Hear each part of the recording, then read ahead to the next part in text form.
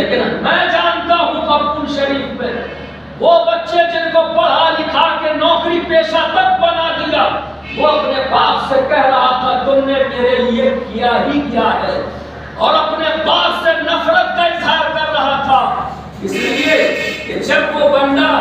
اپنے رب کی طرف نہیں ہے تو کون سا دباؤ ہے جو اسے کہہ دے کہ سن یہ تیرا باپ ہے، اس کے بارگاہ میں تجھے ادب سے بولنا ہوگا۔ جب اللہ کا بندہ اپنے رب کے حکم پر چلنے لگتا ہے تبھی تو اسے پتہ چلتا ہے کہ ماں باپ کے ساتھ کیا سلوک کرنا چاہیے، تبھی اسے پتہ چلتا ہے کہ پڑوسیوں کے ساتھ کیسا رہنا چاہیے، تبھی اسے پتہ چلتا ہے کہ اگر راستہ چلے اور ماں رہنے آ رہی ہو تو پھر نظروں کو اٹھایا جاتا ہے کہ جھکایا جاتا ہے، تبھی اسے پتہ چلتا ہے۔ لہذا معاشرے میں اگر آپ چاہتے ہیں کہ آپ کا بڑھاپا بہت اچھا گزر جائے تو اپنے بچوں کو نمازی بنا دو۔ جو بچے نمازی ہوتے ہیں وہ ماں باپ کے فرما بردار بھی ہوتے ہیں، ورنہ حال یہ ہے کہ باپ پہنچا بیٹے سے ملنے، آفس میں کہا کہ مجھے ملنا ہے، پوچھنے والے نے پوچھا ایک میاں باہر بیٹھے ہیں، کون ہے وہ جو تم سے ملنے آئے ہیں؟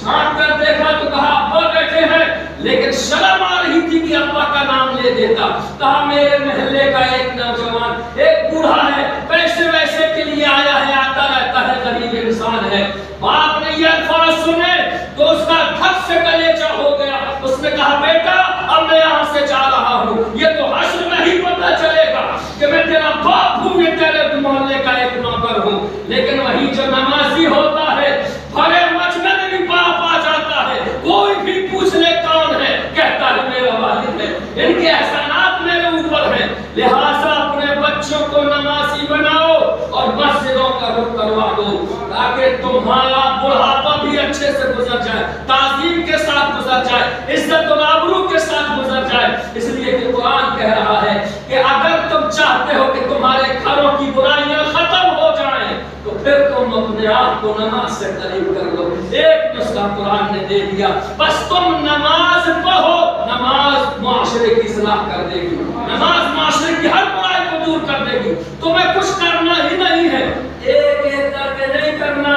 کہ بھیا مہم چلاؤ مولانا، ایک بینر لگاؤ ہمیں نشہ مکت بھارت بنانا ہے، تو اب آپ بینر لیے پھر رہے ہیں نشہ مکت بھارت ہونا چاہیے، یا آپ کہہ رہے ہیں کہ ہمیں اپنے فضول خرچی کے خلاف مہم چلانا ہے، فضول خرچی ہمارے یہاں نہیں ہونا چاہیے، نوجوان بینڈ باجے بجا رہے ہیں یہ نہیں ہونا چاہیے۔ قرآن کہتا ہے، اور قرآن کا نسخہ دیکھو، کہا الگ الگ جا کر احتجاج نہ کرو، دھرنے نہ دو، کہیں کرنے کی ضرورت نہیں ہے، بس اپنے معاشرے کو مسجدوں کی طرف لے جاؤ، وہ سجدے کرتے جائیں گے، اللہ تمہارے معاشرے سے ہر برائی کو دور کر دے گا۔ کتنا پیارا نسخہ ہے، بس تم نماز پڑھو، تم نماز پڑھو گے، اپنی نسلوں کو پڑھواؤ گے، وہ نسلیں ہر برائی سے خود بخود دور ہوتی جائے گی، تمہیں الگ سے دور کرنے کی ضرورت نہیں پڑے گی۔ لہٰذا یہ جو جملے میں ہم دیکھ رہے ہیں کہ چند لوگ بڑھ گئے ہیں، یہ دوسرے دن کیوں نہیں ہو سکتا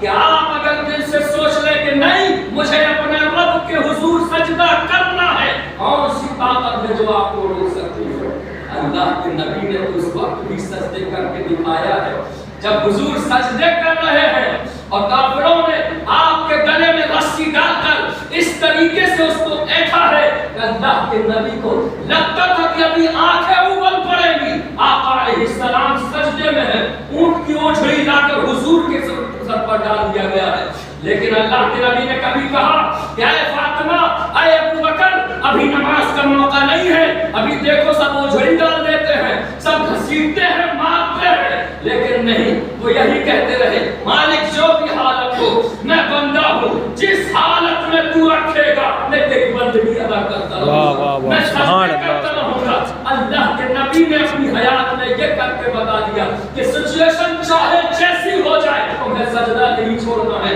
اس لیے کہ یہ وہ جگہ ہے جہاں انسان ایک مسلمان جتنا جھکتا ہے اللہ اس کو اتنا ہی بلند کرتا ہے۔ آج ہم جھکنا بند کر دیے ہیں، اسی لیے تو دوسری جگہ پر ہم پریشان ہو رہے ہیں۔ ارے ایک جگہ تھی بس اللہ کی بارگاہ میں جھکتے رہو، اللہ تمہیں دنیا میں بلند کرتا رہے۔